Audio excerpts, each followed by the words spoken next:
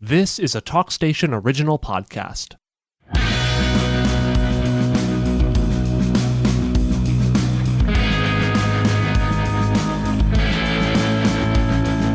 Hello and welcome to the Paper Boys podcast. I'm JJ Smith. And I'm Zack Nally. We're reporters with the Carteret County News-Times. We're joined today in studio by Mr. Joe Boy Willis. Thanks for being with us.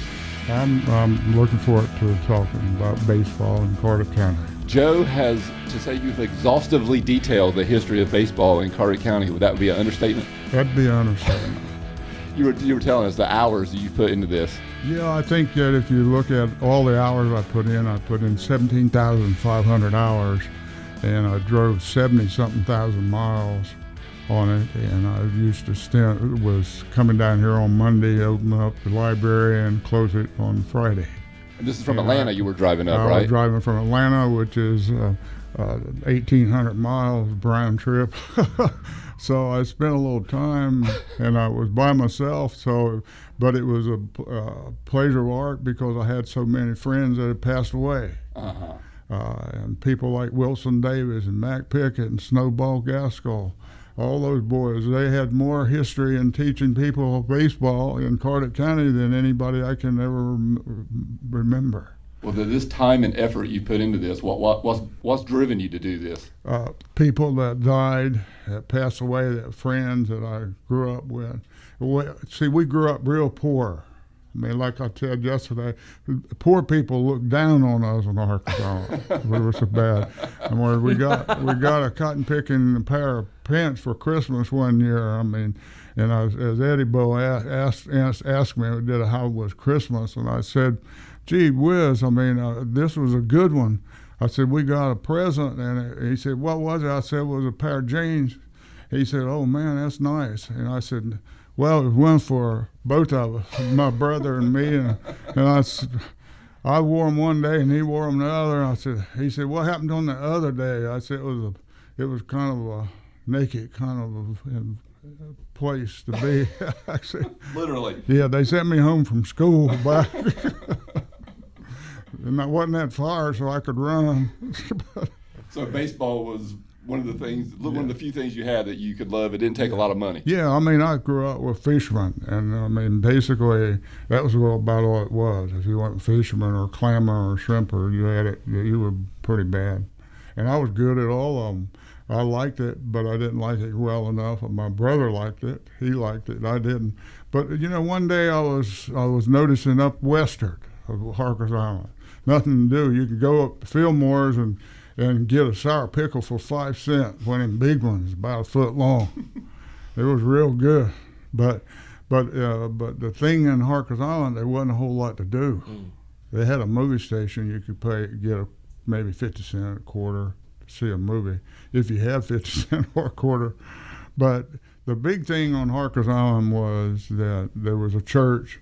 A lot of people from Davis Shore, preachers and so forth, came down there and talked. And it opened our window up. It opened up the people that really didn't have family.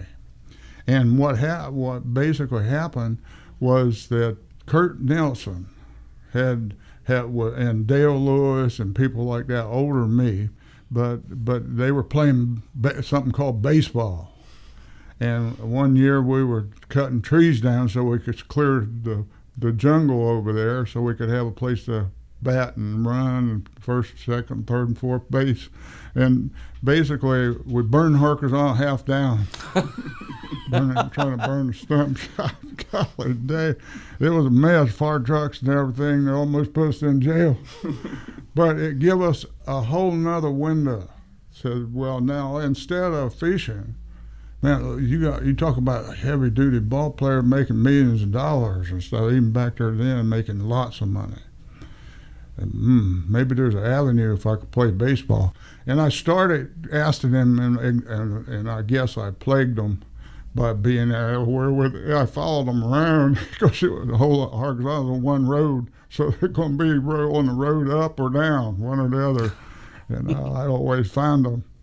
And they were short on players one day, and they let me catch for them. They didn't have any catching equipment, so I just got behind there with no mask or anything and caught for them and start. That's how I got started.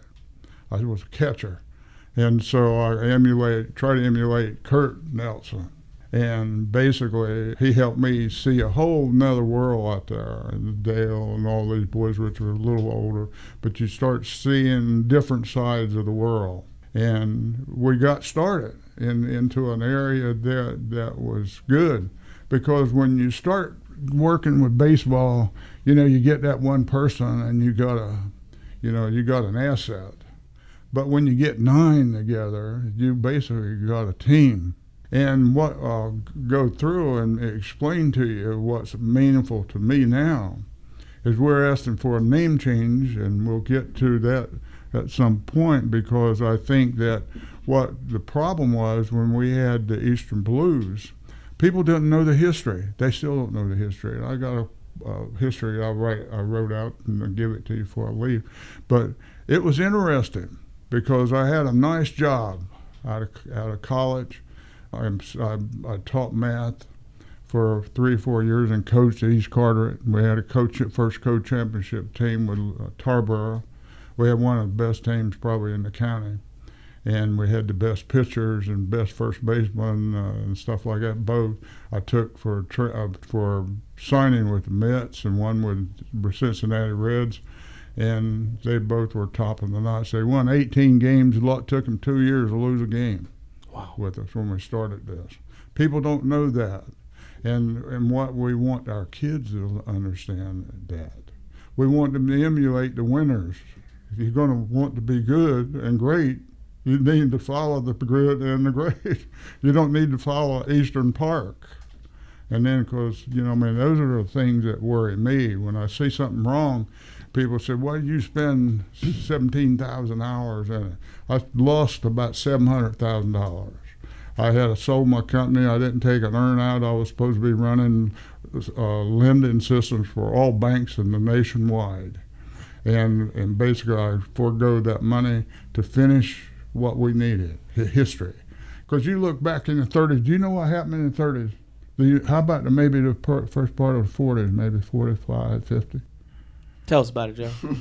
Nobody knows. You know why they know? They forgot it, because it's not written down. Yeah. It's not anywhere is really safe. When you were talking about coming up playing baseball, and they're starting to play baseball at Harkers Island, what year are you talking about? We're talking about like Joe Hancock. See, I've disowned Joe Hancock. He's like one of my favorite friends, but I can't. He called me and wanted to know how old I was, because I taught him in school and coached him and all that stuff. I made Paul Dameron get behind Joel, because Joel was real fast, and Paul Dameron picked up 3 steps from the first of the season to the last of the season. He's much quicker. But Joel was great. But he asked me, he said, gee, when were you born? I said, well, I don't know when I was born. I said, oh, wow. And he said, well, I said, I'm probably 60, who knows? And he said, 60? Well, when were you born? I said, no, I don't know. Anyway, I lost 10 years. I'm older, 10 years older after speaking to him. So, and I said, I'm taking you off the Christmas card list. That's a big leap. Is it a secret how old you are? No, ain't no secret, but I felt like I was younger. Uh-huh. And they were trying to pinpoint my actual age. So when were you coming up, and they were just starting to play baseball in Harkers Island? Yeah, I was what decade? About 10 years old. What decade are we talking? We're talking in. You try and find out too. One. Yeah, I am. I'm trying to nail you down here. Yeah, actually, it was back in 1950s. Okay. 60s when I grew up. And this is baseball's really starting to get hopping. They got hopping, and Yeah. I got in it right. And then when I went on into Pony League over here, Pony League, Beaufort wouldn't let down East End. People don't know that. But you read your newspaper back there, then you'll find it, because I got it. And I read it, and I was played in it. But they wouldn't let down East boys come over here and play the Beaufort boys. And when they did, there was a young man over there, and I can't remember his name right off the top of my head, outstanding hitter, and signed with one of Pittsburgh, I believe it was. Great guy. And he got them to let Smyrna in. And then after we got in, now I understood why they didn't want us in. We beat them every year. They were trying to run us out. And basically, it was one of those things that evolved that made us see how other parts of the world acted. Because we knew Beaufort had great basketball. Oh yeah, I sure. followed that stuff. Matter of fact, I was a freshman. In my freshman year, I had to play Ray Hassel. Oh yeah. Now, when I say I had to guard him, I didn't guard him. I said, I don't believe a man's fast enough to get by me. That's what I always thought. It's like I feel about baseball. I said, fast, I don't care about it. You throw it, I'll hit it. If you throw it over the plate, I hit it. And the only time I couldn't hit something is a side armor who was throwing 2 feet outside the batter box. But I think that things have changed a lot. But when we got started in baseball at Pony League, we learned the basics. We learned old-time baseball stuff. I mean, we get on, we steal second, we steal third, and then we try to steal home. And those are things. And they called me in Wilson, the newspaper called The Boy Is Back.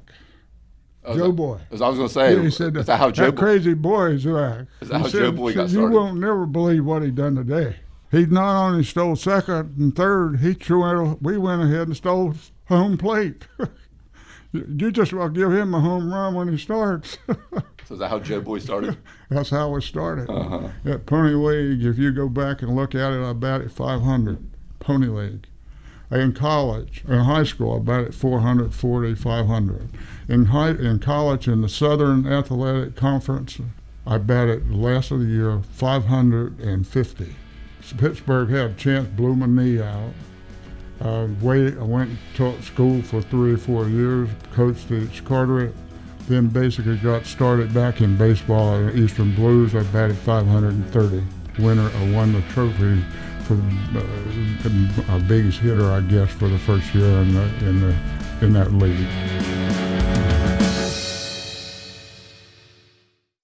Hi, I'm Jimmy Paler, college baseball umpire, and you are listening to Paper Boys Podcast.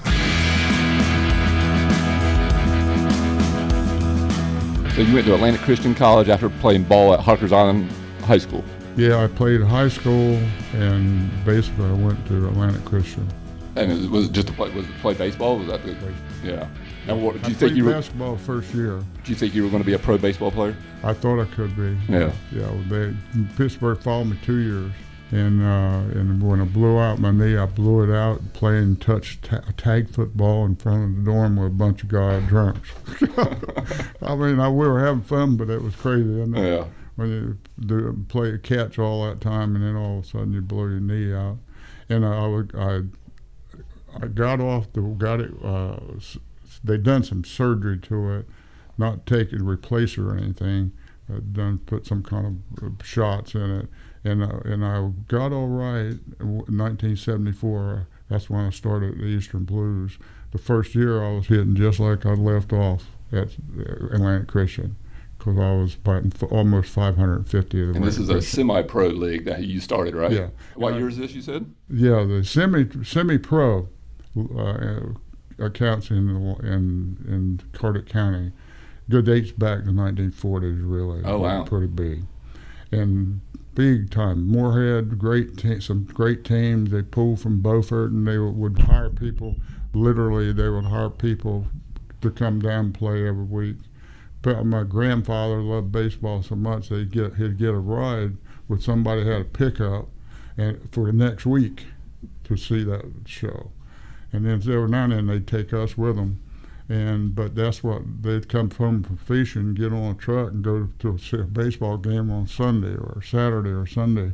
Whether it's played at Harkers Island, it played in Beaufort, at Straits, Moorhead, Atlantic. I mean, those were heavy-duty baseball players. And could people play could people play in their 20s, 30s, 40s? Did it matter? Till they died. Or got disabled till the time. And then they went just see it. And this is just a chance to let me in continue to play if they didn't go to college or wanted to play past high school. We had 5 people that followed the Eastern Blues. I'm talking about over 100. So one of them was claimed to be about 101. And the other was in the 90s. And they never missed a game we played. Every game? We'd go out on Sunday, Wilson Davis, Crawford, and myself would get the field lined up and raked and all that, clean off their bleachers or the seats. We call them bleacher seats for the old people. And they'd come and line up from Tusk and Marshallburg, and parking would be about 2 miles. Either way, there wasn't no parking because they came and watched the ball game. And we had that one of the beautiful places I ever seen. They destroyed it. And this is Tidewater League, this is Saltwater League, the East Coast League, the Seashore League, all throughout the 40s, 50s, Every 60s. one of them. Tidewater League was big time in the 40s. And James Webb, the last time I did a podcast here was a long time ago. I interviewed James Webb here with him here. He's since died. But James took the books that I had done on the history for Carteret County, and I made him a copy, and it was that high off the floor. He took some of those manuals about Moorhead and Atlantic and Harker's Island and Smyrna and every team, Havelock and Newport, Salter Path, and he took that to the nursing homes. He took it and showed it to them. The videos that was on my little dry run that we were putting together, prototype website. Oh, the CarteretCountySports.com. Yeah, sports.com. Basically, he took that, and those were some of the last things they saw was the interviews that we done with them. It's all video, about 2 or 3 hours with him. And Fred Bartholomew, I did one the same place you were here yesterday, standing room only. I mean, these boys were teachers and mentors, and they brought that to their parents. I mean, that's the way they almost treated us that well. You had a 50th year anniversary of the Eastern Blues, and you look back at that time of semi-pro baseball in Carteret County. Are the Eastern Blues, are they the prime team, the cream of the crop? Well, they dominated everything. Yeah. And it was due to a few great people, baseball players, but it was also due to people working with them. I mean, I was probably the least qualified, and I had probably 20 years of baseball under the skin, and not just, but quality. I mean, I'll give you some of the information there that you can see over the years. I mean, I've been one of the top for hitters wherever I was. But the thing is it was the coaches that helped do that. And you got people that had, we had people that had been in baseball 40 or 50 years. I mean, since it was made, since they had a baseball was made. And I happened to have them at my disposal.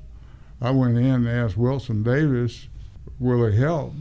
I never even got it out of my mouth. I stepped over on the threshold and going in his house, and he said, yeah, I'll do it. I bet it's baseball. Because he knew I loved it, and he loved it. And he said yes. And he stayed with us till he died. I mean, that's the type of fellow he was. Snowball Gaskell was the same way. So that was one of the stories I looked up was from I think it was 58 or 62, and Snowball Gaskell was the leading hitter for that year's team. Yeah. Snowball, his first name was C. Gaskell? Yes, and he's got a son, Manly Gaskell. Okay, there you go. See, he's the one that I played hooky one day, and I got wind that Dallas Arthur and Manly Gaskell was going to go fishing and skip school. Well, if we had a game, they wouldn't have never done it. Sure. Because one guy, Marshallburg, tried it one time, great player down there, and he didn't show up for a baseball game that we had at East Carteret. I drove to his house, got in his window, in the back window, got him out of bed, drug him to East Carteret. I think he might have let it hit in that day. But he had been stripping all night. Sure. He never missed a game. I mentioned earlier, Harker's Island High School, there's no such thing. You went to Smyrna High School. I'm sorry. Yeah. Smyrna. I call Harker's that. Island was elementary. We never did have much there. Right. Not anything, even mention sports. And where did you had to live in a certain place to play for the Eastern Blues, or could you just live wherever? No, I handpicked, and as well as obviously Wilson and Crawford helped me if I forgot somebody. But see, if you look back at all the players of the Eastern Blues, about 50 of them, I handpicked at one of them. Because see, I coached a lot of them, and ones I didn't coach, I played with. I had played with high school with, and some of them in college I played with. So what I did, we picked the ones that we wanted. And what I was trying to do is bring it back to Eastern. I call it Eastern. And the reason for it is get people active again, get the parents active again, and so forth. 'Cause our 3 goals was, 1, bring back the interest in baseball like it was in the 40s and the 50s. Because baseball was king back then. King. Oh, like I say, my grandfather would try to get a ride next month. See a game, they'd sit in the back of the truck, you know, and go see them. And they would be in Marshallburg and, you know, Straits and Harker's Island. I mean, I've seen them play down there in front of Carl Lewis's store. You know, if you've ever been there, there ain't no room, but they were sliding in third base, you know. Back then, football and basketball couldn't hold a candle to baseball, right? Didn't even have a basketball. Yeah. On Harker's Island, I don't think. I mean, but it was fun to see what the Eastern Blues did, because we had good people, the coaches that have coached, I would say, hundreds of kids, and they taught them the same values. And the people said, well, but, you know, I mean, we can teach them this and that. Let me tell you, when you start teaching and your skill sets, I call it $1 million educational, athletic education that you get when you play sports with a team. Because I think one person is an asset, 9 is a team. And so when you start teaching players, then you teach them to listen. Coaches listen at authority, but listen at your teammates. You know, wonder about them, not just for what the position they're playing, but, you know, get to know them, make sure you can help them, and so forth. And that translates to other parts of life, yeah. Because the motto I had when I went into this was, one for all for one. That's a team for me. And that's what we had all the way through, and we were lucky. And that's why sometimes I get kind of break up, because they were great friends, because I coached them, played with them over the years. I picked them up 100 times. Sure. I go to a game. And the Eastern Blues, is this what, men in their 20s pretty much? Eastern Blues, 1974 is when it started. And these are guys just out of high school, college playing? They're college, mostly high school. Early 20s? Is that pretty much the age group? Yep, that was the age group. We had some older ones from Atlantic and Williston and Marshallburg and Harker's Island. We had a few, but mostly they were younger people. But then some of them got out of Coast Guard, and I got them, like Randy Grady and some of those boys. They were good. And friends of mine, I mean, I look at them as all real close friends. And what we ended up with was everybody down east that could walk and hold a bat. Where I got them up there, and Wilson and Crawford and I were able to get everything going, and everything worked out pretty good. I funded it, I named it, and I basically played in it, and it was one of the most exciting things and most fun things probably I can say we had. Where'd you come up with Blues? Well, I went fishing every time I come down here with Braxton Piner, which is one of the better pitchers Smyrna's had in Carteret County. And he would go over to Cape, and we'd troll around the Cape and stuff. And when we had talked about it, every time I go, all we talked about is look at so-and-so, he's walking the road, nothing to do, and you know, they just want to play ball. And finally, I'd done that about 4 times, and I said, Brax, I'm going to quit my job. And he was about 8 years old when I did. I said, but I'm going to start a baseball team. There's nothing going on. Nothing's been going on for 10 years. So I'm going to start one. He said, well, if you do, I want to play. That's what he said. So anyway, he came home, and I came home and went back another time. Went back another time. About the 4th time, I said, I'm quitting. we're going to start it up. I said, but I need help because, well, I need to make a little bit of money with this company that I just started with, but I'll see what they say. I called them up and told them I quit because I'm starting a baseball team. They called me up about a week later and said, if you stay, you can set an office up wherever you want it. I said, Marshallburg? I don't even know if you can get the post office sold down there. But anyway, I ended up saying, well, if I'm playing on Saturdays, Sundays, and I could probably demo it. He wanted to know if I could demo to new clients because they had some young salespeople. If I would take care of those things for him during the week. I said, yeah, I think weekends when we play. Crawford Pick did the same thing with Nationwide. He basically called Nationwide and said, we're starting a new baseball team down here and I want to get involved and I won't be able to work with you during the weekend, but I could work during the week. Nationwide let him do it. You all started work from home before that was a thing, huh? Yeah. I'm Rodney Kemp, and you're listening to the Paper Boys Podcast. So you said there was about a 10-year run where there was no baseball in the county. Is that what you're saying? There was no baseball. There was nothing. Wow. Yeah, we lay in bars or something. Is this post-war? No. Is this 60s? No, this was just dead zone.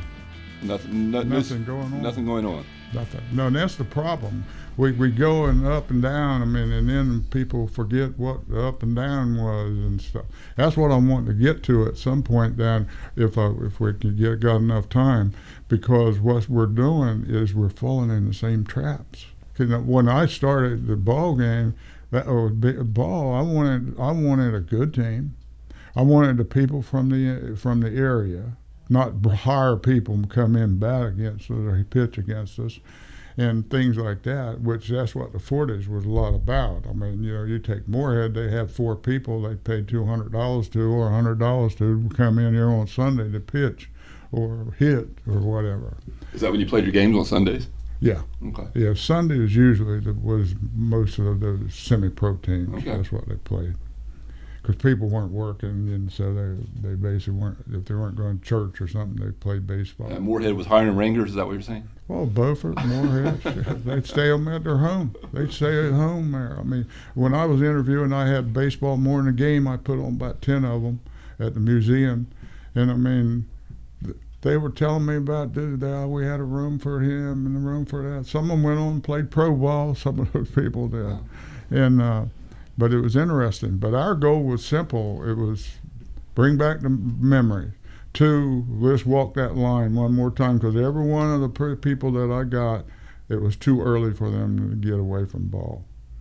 The third one was build a field that they're like people like this guy, as well as other youngsters coming along, build a heritage that we leave behind that says they got a safe place to play.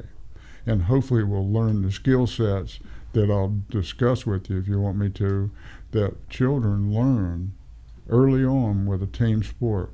And that's why we're asking for a name change on the park, Eastern Park now. Home of the Blues, you wanted to call it. I wanted to call it Eastern Park, Home of the Blues. Mm-hmm. Eastern Blues. That's what we want. And the reason we want that is, Eastern Park don't do nothing for me. I mean, what is Eastern Park? You park one night. I had a date down there at Eastern Park. What is Eastern Park? You wanted to have some history to it. Yeah, that's what I mean. It's got to have the history if you're going to learn. But we got people here. And the other thing, when I've done the documentation, when I wrote it as book form.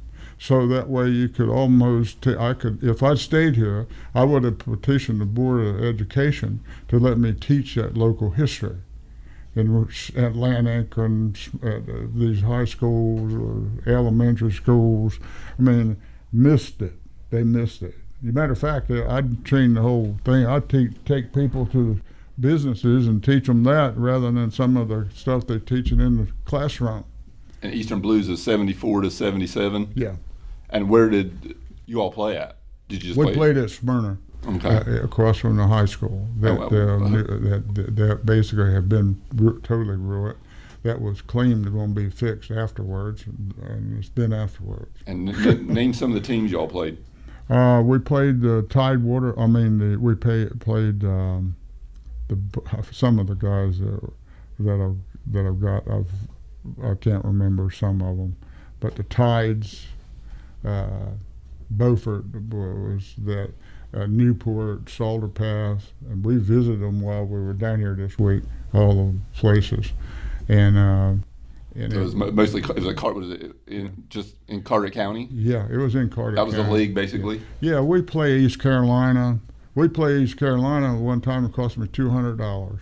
Play East Carolina. An exhibition game. Well, no, we were playing them for live. They were using us for practice. Okay. We beat them so bad they did.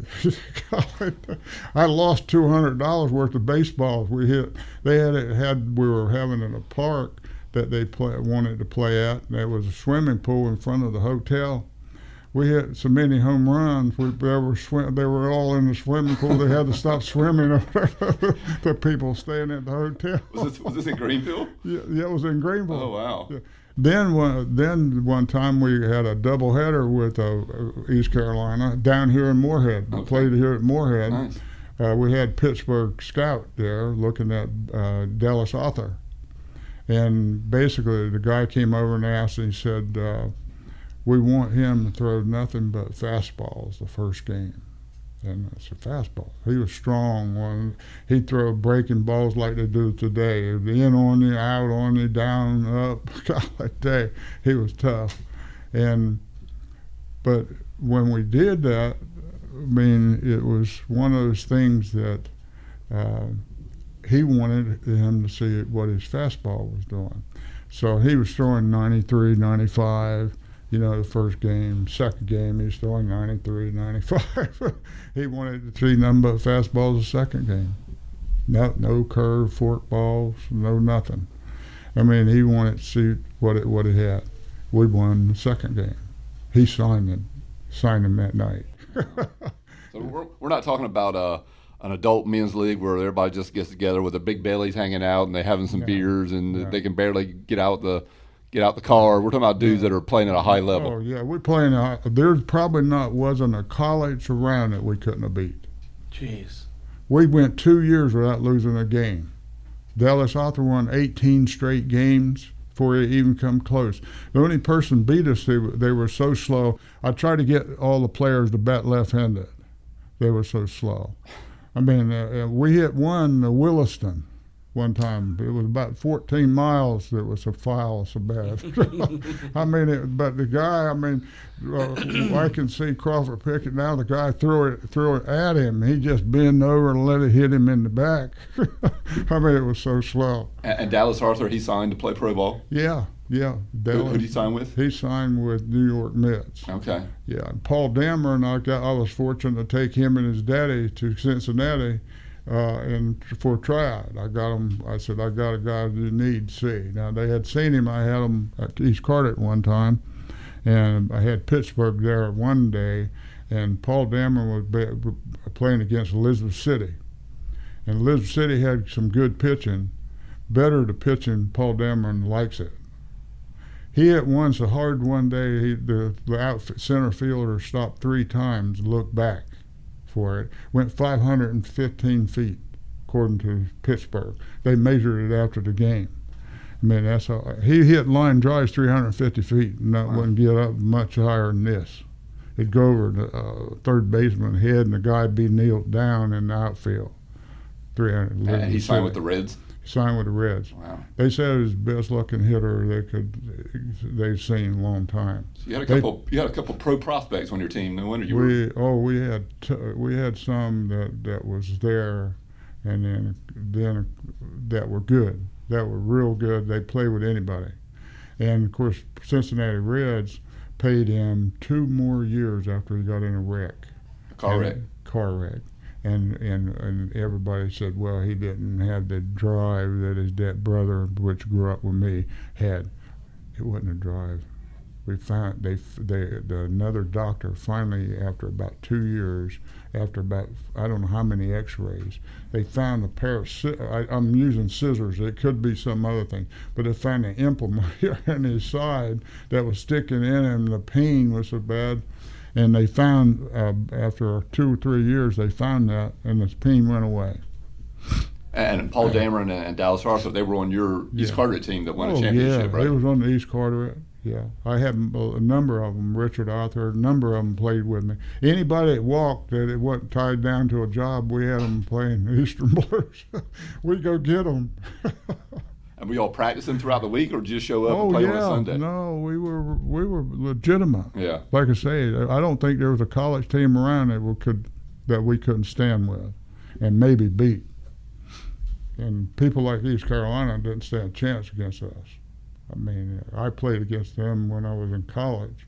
They didn't stand a chance then either. but it was fun to see the drive that we have, that we want our children to grow up into an environment that they can emulate, that they can say they were the best, they did it, we can too. If the people went to Smyrna and lived down east and grow up, and I'm kin to them, gee whiz, maybe I can be good as they are. Maybe they can set a 100-year record. And then somebody said one day, well, they were the best team in Smyrna. And I said, sir, could I interrupt you just a minute? That's offensive to say that. I mean, that's like called vanilla chocolate. You know, I mean, gee, come on, buddy. I said, they were not only good, but I'm going to go a little further than I normally do. I'm just going to say, you could say, like, forever, is that better than 100 years, or is that just better? I'd say either one of them will work. But let's say 100 years, so people can say, get their eye around trying to. And the reason for it is, in 1900 to 1920, there wasn't a picture around. Wasn't anything going on. One picture, I think, was in 1920 or something. A traveling team here with a picture. That's it. That's all. Then it started late. Doing this, we found that basically the teams that were there just didn't hold a candle to Eastern Blues. They were more modern techniques. Of course, like today, they've got better techniques in hitting, running, moving, throwing, playing the fields, and so forth.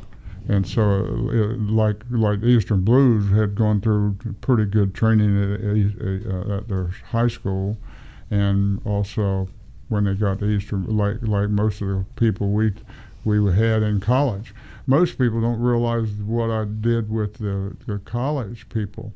Whereas when Dallas Arthur, Paul Dameron, Manley Gaskell, I had 2 others with me in my car when they were graduating. I took them to every university in North Carolina. And I would go in and say, Coach, I got something for you. I got some baseball guys that I think will work for you. They said, what do you mean work? I said, I think they can replace what you got. He said, oh, you're kidding me. He said, well, bring him in. No, I said, I got 7 of them. And he said, 7? Gee, well, that's a whole team. I said, well, that's what I'm thinking. But see, we got 7 scholarships with 1 trip, and eat 200 pounds of barbecue in Willis. I'm Cecil Lilly, and you're listening to the Paper Boys podcast. Joe, I remember one time you come down and talked to the Courtside Waterfowl Museum, and you talked about the history of baseball in the county and stuff. And you talked about the 1953 Atlantic team that won the county championship and what kind of talent and players they had. Oh, they were awesome. I mean, you couldn't get on board there if you didn't hit 500. That was the Mendoza line for that team? Yeah. See, they were outstanding. I think they had probably good coaching and stuff, but I think more modern stuff that hit was probably what they were missing for some of the things in winning numbers. If you're playing the winning number, percentage of winners against losing, your teams over the 4, 5, 6, 7 years is probably a difference in coaching is sometimes, and versus where we were at. Well, I mean, we were eat up with coaches. I mean, and we were eat up with teamwork. And back there then, they weren't that close to tie. I think most semi-pro teams were, they'd come from fishing, they'd go get their uniform and go out and play. We work on teamwork, how to do a double play, how to do when should you do this, that, where should you be at on the field, how should you anticipate this batter, that batter. I mean, we were doing that 50 years ago. I mean that wasn't going on. I mean, yeah, today. There's a lot more emphasis on putting in work and taking it very seriously. Whereas maybe back then, not everybody was doing that, and so those that did got an advantage. Yeah, I think that's where our advantage was. Because when we came in, we wanted our motto.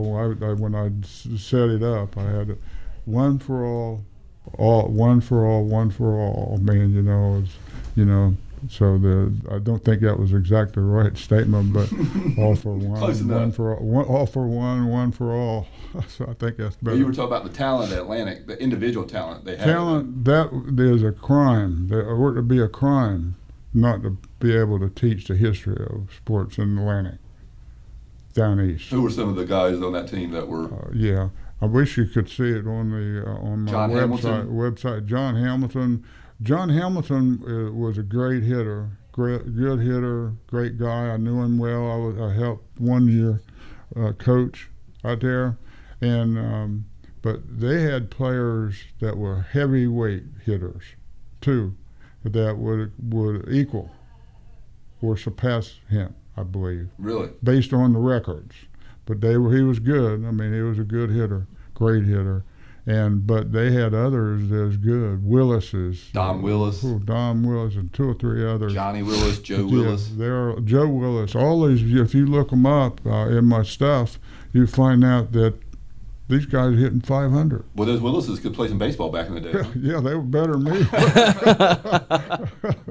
Buddy Willis? Yeah, Buddy Willis. Yeah. There was a bunch of them. Then they had a guy got drowned off of his trawler one time. Boy, I was ashamed. They beat Salterpath, I believe it was, and I may have that wrong. I might have to look at it, but he fell overboard and drowned.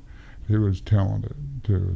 They had so many talented people. It's a shame that the people that down there don't know what it is. Gary Morris. Gary Morris was one. I interviewed all those people. Yeah. Anybody to live in, I interviewed. I've been in every house in Beaufort. Stairs. I carried my scanner. They're one in big scanner, and I would go upstairs and scan every picture they thought was appropriate. Wow. How many pictures do you reckon you accumulated? I don't know. Hundreds. 5,000. Oh my gosh. Something like that. People said, well, how come it take you so long? Well, I scanned 5,000 documents 3 times, different size, because DPI, the museum will tell me, 300 DPI. No, I need 500. Oh, I need 600. And it only takes 5 minutes piece, so multiply that by 15,000. One of the stories I love that you told about the Atlantic team was when it come time for probably half a dozen of those boys to choose between Atlantic and professional baseball, they chose Atlantic. They chose Atlantic. And you said that wasn't unusual back then. Not unusual at all. I mean, there was 3 or 4 reasons, but 1 or 2 of them was either drinking, 2 was either fishing, 2 was bad marriage. No, actually it wasn't that. But it was those 2 things, that they felt like homebodies. That they wanted to stay home. Yeah. I wish I could recall right off the top of my head without looking at the data, but there were some that played pro ball that come and win that were really talented hitters, and the lure of Carteret County. Somebody didn't want to leave Carteret County. Exactly. They didn't want to go play pro ball. They wanted to stay. Exactly. Yeah, they had a chance to play and they didn't take it. I think people hear that today and probably just shake their head and think, "What in the world?" They do. And that's why we need to teach the history, Because if you don't, people won't fall in that same trap. They keep falling in the same traps. Well, you mentioned earlier they provided a window. Yeah, baseball did. I guess some people didn't want to look through that window. They wanted to stay home and just. No, that's exactly right. Davis Shore produced one or two of them. Davis, I forget the first guy, but they were great, some great players that are history that shows that they were there and they just had the opportunity. And they didn't take it. But some of that is education. I mean, some of that is working with them when they're young, working with them, not a little bit age on them, 14, 15, and 16, 17, 18, 19, work with them constantly. And you mentioned fishing. Some of them just wanted to be commercial fishermen, didn't they?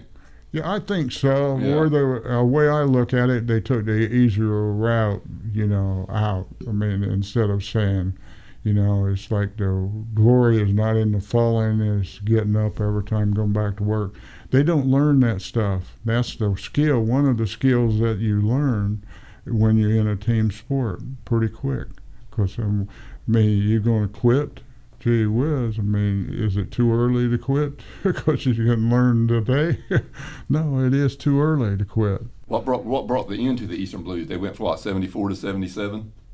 What was the reason they came to a close? Basically, I had to go back to work. You needed the money. Quit fun. That's right. I was no fun. They were starving. Basically, that was it. That was one of the hardest time to get serious. Hardest job to quit. They were real. I get emotional with about the friends. Dallas, Arthur, Madeline, Gaskell were like my own. Mm-hmm. And all of the players were. Like say, I got David Lewis out of bed in his corner. I climbed his window and get him out of bed to go play. Those were friends, great players. But they had the talent, but some of them didn't reach out and get that. So who would be your Mount Rushmore of Carteret County baseball if you had to name 4 of the best to ever do it? There was, but I had to do some thinking there. But yeah, I think if I had a tough one right now, Dallas Arthur rates in the ranks of the Wade brothers.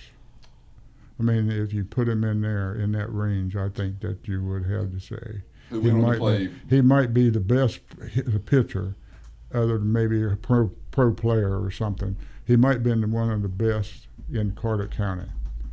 And if I had to rate somebody at Smyrna, I would say Braxton Piner was the best Smyrna ever had. And Moorhead is different. They've got their own too, but you mentioned Dallas, the Wade brothers, Jake and Ben from Moorhead. They played in Major League Baseball for both of them 10 years. Yeah. Yeah. They were great players, but I think Dallas stands right there with them. Right there with them. Wow. Just like Paul Dameron hitting.